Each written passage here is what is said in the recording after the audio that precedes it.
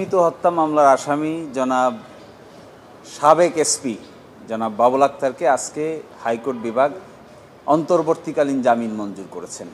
তিনি ইতোমধ্যে ৩ বছর ৭ মাস কারা অন্তরীণ ছিলেন এবং তার বিরুদ্ধে অন্যান্য যে মামলা আছে কোনো মামলা নিষ্পত্তি হয়ে গেছে এবং কোনো মামলায় তিনি আগেই জামিন পেয়েছেন। এই জন্য এই মামলার আদেশ নিম্ন আদালতে যাওয়ার পরে কারাগার থেকে মুক্তিতে তার আর কোনো বাধা থাকবে না। এই অন্তর্বর্তীকালীন জামিন দিয়েছেন ৬ মাসের জন্য। স্যান্ডেলিনা সো, রূপচর্চায় আভিজাত্য। আর কারণ দর্শাতে বলেছেন রাষ্ট্রপক্ষকে কেন স্থায়ী জামিন দেওয়া হবে না।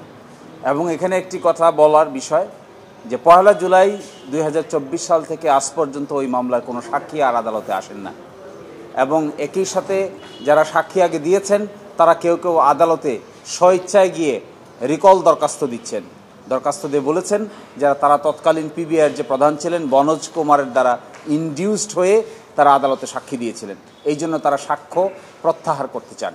এরকম দরখাস্তও নিম্ন আদালতে জমা পড়েছে। এ সব কিছু বিবেচনা করে উচ্চ আদালত যেহেতু তার বিরুদ্ধে কোনো ডাইরেক্ট এভিডেন্স নাই, রাষ্ট্রপক্ষ যে এভিডেন্স তার বিরুদ্ধে হাজির করেছে তা সম্পূর্ণরূপে ইনডাইরেক্ট এবং সার্কামস্টেন্সিয়াল, যা প্রমাণ করা সত্যিই দুরূহ। এই জন্য রাষ্ট্রপক্ষ আদালতে এই প্রশ্ন এসেছিল যে মুসা কোথায়, যে মুসাকে কেন্দ্র করে এত ঘটনা। মুসাকে কিন্তু রাষ্ট্রপক্ষ এখন পর্যন্ত জীবিত না মৃত তার কোনো তথ্য দিতে পারেনি।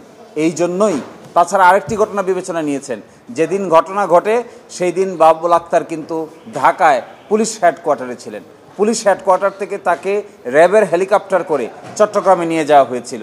তাহলে তার স্ত্রীকে হত্যার সরাসরি কোনো অভিযোগ রাষ্ট্রপক্ষও দিতে পারছে না, যা বলছেন তা অনেক ইনডাইরেক্ট অভিযোগ। এই জন্য তাছাড়া তার কোনো স্বীকারোক্তিমূলক জবানবন্দিও নাই।